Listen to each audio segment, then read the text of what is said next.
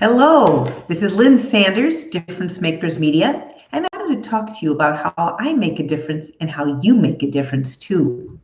My company name is Difference Makers Media for a reason, and that's because my intent is to empower, inspire, and motivate people to tap into their inner core, their stories that make people feel great. We all have stories within us, and we all solve problems, whether you realize it or not. So what makes me excited is to bring more positivity into the world by helping people tell their stories. And I take people from start to finish, from consulting and crafting their story to make sure it's concise and it's strong and it tells your story well, through the actual writing of your story, to using video, just like this, to doing video interviews, and finally to do marketing. I want to share with you two books that I was involved in writing, and a third as well. My first book is called Social Justice. It's for children, How You Can Make a Difference. And I was assigned to do this book through Capstone Press as part of a series on justice.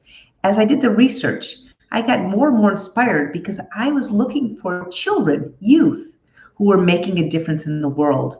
And I realized that so many of these stories have never been told before. So I find them if you check out Social Justice, How You Can Make a Difference on Amazon, or call me, and I'd be happy to even share a complimentary digital copy of this book with you. Next, my second project that was self-published, and it took forever to get done, and it was really a journey of having faith, belief, and perseverance in my dreams, is another children's book, Dancing with Tex, The Remarkable Friendship to Save the Whooping Cranes. This is also a story that had never been told before. A man, the co-founder of the International Crane Foundation, became friends with a rare bird, a whooping crane, who believed she was a person. That's true.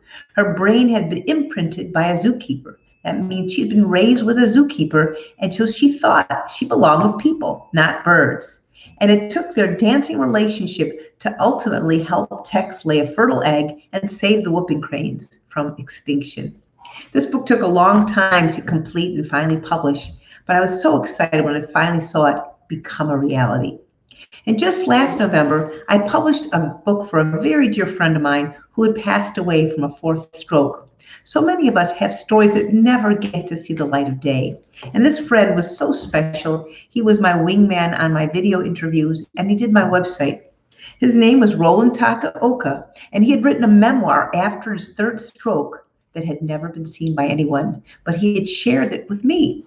So I retitled his book that had been Adventures in Rehab to Roland's Story, Inspired by a Stroke, a memoir of hope, healing, and transformation. And believe it or not, even though he wrote this book after his third stroke, which paralyzed the entire right side of his body, he learned that no matter what circumstance he would face, he recognized that he could choose his thoughts and he was going to choose to live with joy. This book is filled not only with very wonderful personal stories, empowering stories, but also a lot of humor. And you can also find that on Amazon, Roland's Story, Inspired by a Stroke. I also have a website for it at rolandtakaoka, TAKAOKA.com, and you can learn more. So what inspires me to make a difference is tell people stories from start to finish or anywhere in between.